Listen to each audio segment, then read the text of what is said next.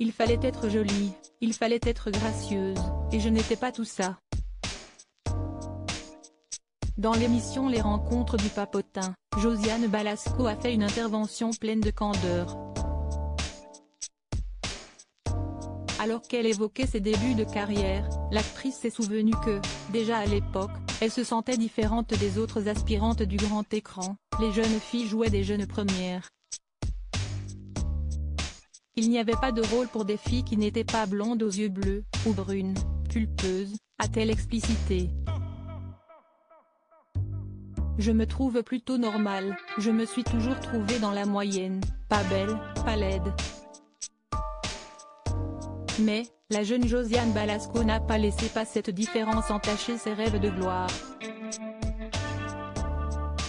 Pourquoi est-ce qu'il y a des garçons qui n'ont pas des physiques terribles et qui jouent? S'est questionnée la jeune actrice.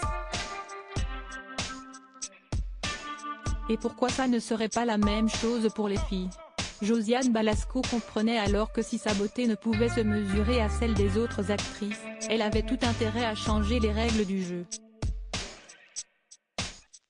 Je vais devenir vedette. Je voulais me créer mes propres rôles, parce qu'il n'y en avait pas à l'époque. J'ai créé des personnages qui font rire.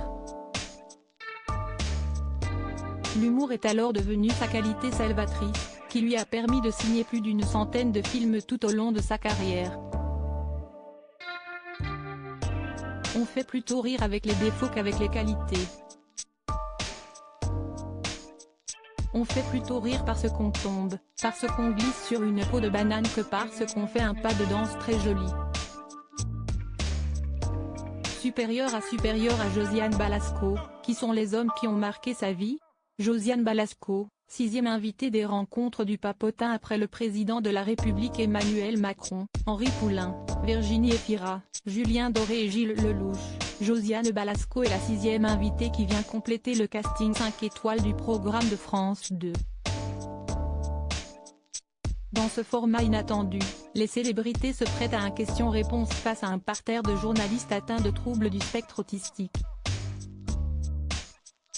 Contrairement aux autres émissions, il n'y a pas d'animateur star.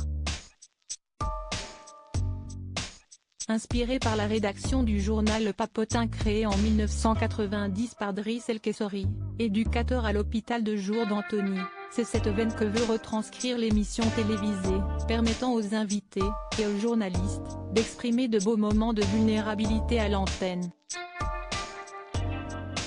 Les Rencontres du Papotin, ce samedi 22 avril à 20h30 sur France 2.